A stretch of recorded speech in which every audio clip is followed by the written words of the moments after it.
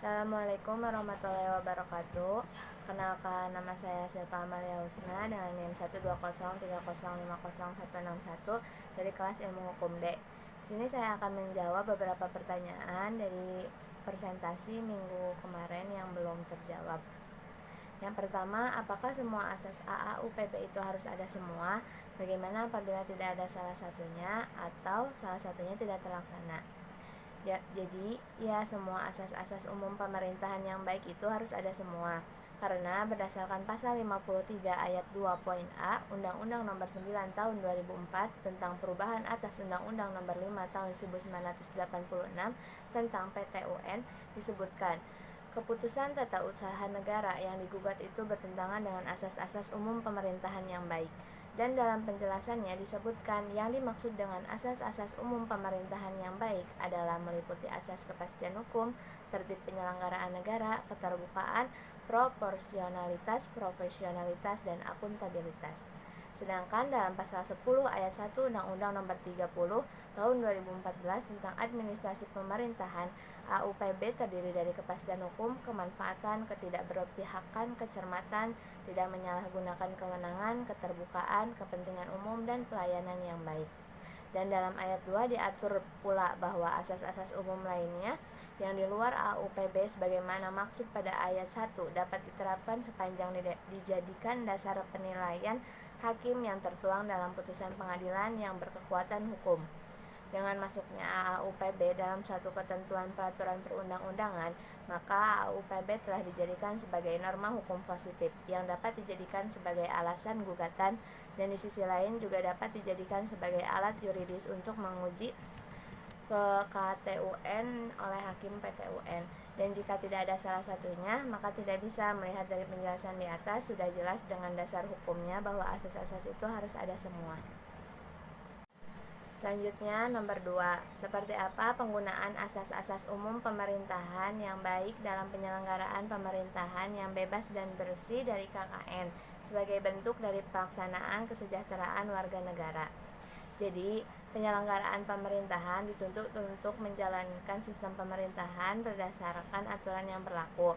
Hal ini bertujuan agar dalam penyelenggaraan pemerintahan terlepas dari tindakan korupsi, kolusi, dan nepotisme. Hal ini dilakukan untuk menjajah citra pemerintahan yang lebih baik. Dalam mengatasi tindakan KKN yang terjadi, perlu adanya penerapan sistem tata kelola pemerintahan yang baik pada pemerintahan pusat maupun daerah, yang dikenal dengan istilah good governance. Konsep ini lahir atas tuntutan secara umum agar penyelenggaraan pemerintah dapat lebih bersih dari tindakan-tindakan yang merugikan kepentingan umum. Nah, di dalam mewujudkan pemerintahan yang baik, perlu memerhatikan atau mengimplementasikan asas-asas umum pemerintahan yang baik yang disebut dengan AAUPB tersebut, yang merupakan jembatan antara norma hukum dan norma etika. Asas-asas tersebut ada yang tertulis dan tidak tertulis.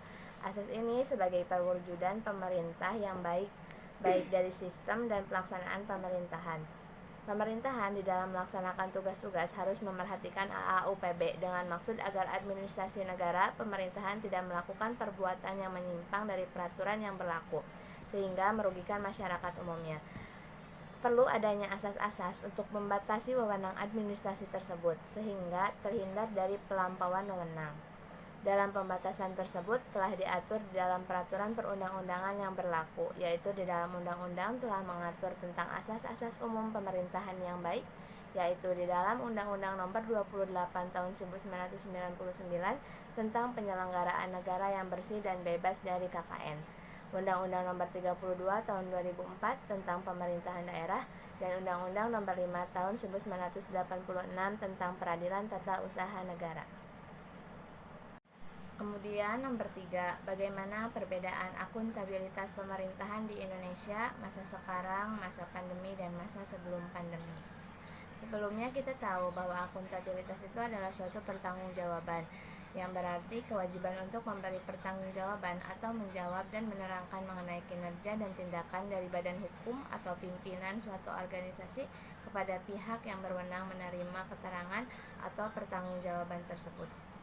Akuntabilitas pemerintahan sebelum pandemi itu, pelaksanaan sistem akuntabilitas kinerja instansi pemerintahan lebih efektif.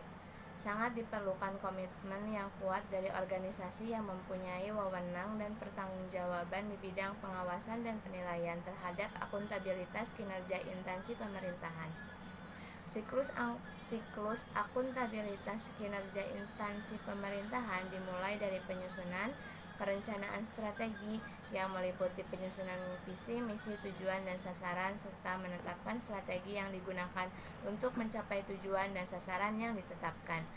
Sedangkan akuntabilitas pada masa pandemi, pemerintahan mengupayakan pemulihan ekonomi dengan cara menyalurkan bantuan ekonomi bagi masyarakat yang berdampak pandemi COVID-19 di kota maupun di desa. Karena pandemi berdampak di bidang ekonomi tidak hanya terjadi di kota, tetapi juga di desa, menyebar sampai ke pedesaan. Karena banyaknya sektor usaha yang ditutup karena diberlakukannya kebijakan lockdown karena yang sebelumnya ditetapkan oleh pemerintahan, semakin meningkatnya penyebaran virus corona, di mana dalam kebijakan ini pemerintah berupaya mengunci akses keluar masuk para wisatawan dan menutup beberapa sektor usaha lainnya yang menyebabkan perkumpulan dan memiliki peluang penyebaran virus. Bahkan terjadi PHK karyawan secara massal oleh perusahaan karena perusahaan tidak dapat lagi membayar gaji karyawan akibat penurunan penjualan. Dan juga pada bidang pendidikan sangat berpengaruh karena sempat diberhentikannya pembelajaran sehingga menyebabkan para siswa tidak bisa mendapatkan ilmu dan berkurangnya wawasan mereka. Dan pemerintah menghimbau untuk selalu menerapkan 3M, memakai masker, menjaga jarak, dan mencuci tangan. Lalu akuntabilitas pada masa sekarang, pemerintah sudah mulai mengeluarkan kebijakan yang mana sekolah sudah dibuka kembali meskipun diadakan secara hibrid karena masih proses pencegahan COVID-19, dan juga akses lockdown sudah diberhentikan dan melakukan kebijakan harus divaksin untuk melindungi dari papar COVID-19. Vaksin ini menjadi hal yang sangat wajib karena untuk bisa keluar dari rumah atau berpergian kemanapun kita harus ada surat keterangan vaksin. Dan untuk beribadah pun sudah bisa dilakukan di tempat ibadah masing-masing.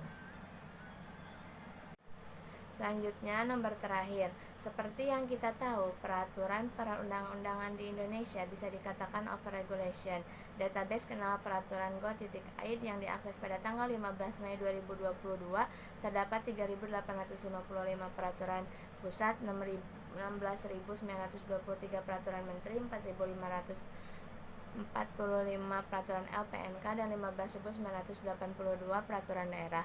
Lalu pada tahun 2019, Presiden Jokowi menyarankan untuk membuat Omnibus Law untuk menanggulangi overregulation itu sendiri. Bagaimana tanggapan mengenai fenomena ini? Apakah Omnibus Law bisa menjadi solusi terkait overregulasi tersebut? Nah, untuk menjawab pertanyaan ini, sebelumnya kita harus tahu dulu bahwa Omnibus Law merupakan teknik pembentukan undang-undang. Teknik ini biasa digunakan di negara-negara yang menganut tradisi sistem hukum common law, seperti Amerika Serikat.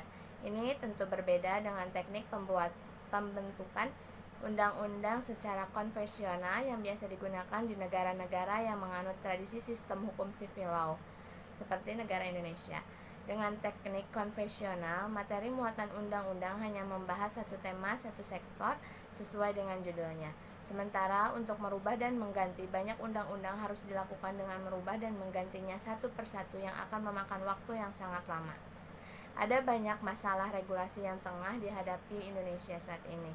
Masalah tersebut misalnya obesitas regulasi, regulasi yang tumpang tindih, materi muatan yang tidak sesuai, ego sektoral, pembentukan regulasi, dan masalah proses pembentukan yang tidak partisipatif sehingga regulasi yang dibuat ditolak oleh masyarakat.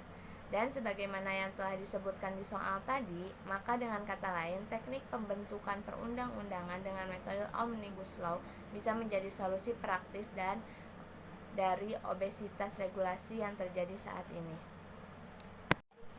Seperti yang telah diterangkan di atas, bahwa obesitas regulasi akan berdampak buruk bagi kualitas regulasi dan pelaksanaan kehidupan berbangsa dan bernegara. Maka dibutuhkan solusi untuk melakukan penyederhanaan. Jika penyederhanaan itu dilakukan dengan mengubah dan mengganti undang-undang lama dengan undang-undang baru melalui cara biasa, maka akan memakan waktu yang sangat lama, bahkan bertahun-tahun, sehingga sangat tepat bila dikatakan bahwa teknik Omnibus Law adalah solusi penyederhanaan regulasi. Untuk melakukan penyederhanaan regulasi ini, terlebih dahulu harus dilakukan inventarisasi masalah. Setelah dilakukan inventarisasi, langkah selanjutnya yang bisa dilakukan adalah mengevaluasi pelaksanaan suatu regulasi. Evaluasi ini menjadi penting karena berguna untuk mengetahui efektivitas dan pelaksanaan suatu regulasi.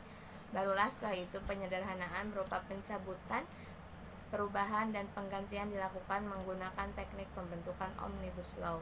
Akan tetapi dalam prosesnya nanti Omnibus Law harus tetap tunduk terhadap mekanisme pembentukan perundang-undangan yang telah diatur di dalam Undang-Undang Nomor 12 tahun 2011, terutama berkenaan dengan partisipasi masyarakat. Hal ini menjadi penting dan mendesak mengingat RUU Cipta Kerja yang telah menggunakan teknik Omnibus Law ditolak masyarakat, salah satunya karena minimnya keterbukaan dan partisipasi masyarakat. Selain itu juga banyaknya pasal yang termuat di dalam undang-undang yang menggunakan teknik Omnibus Law dikhawatirkan akan mengurangi kecermatan pembentukan undang-undang, sehingga keterbukaan diharapkan mampu membuka masukan dari segala pihak. Sekian dari saya, mohon maaf bila banyak kesalahan. Wassalamualaikum warahmatullahi wabarakatuh.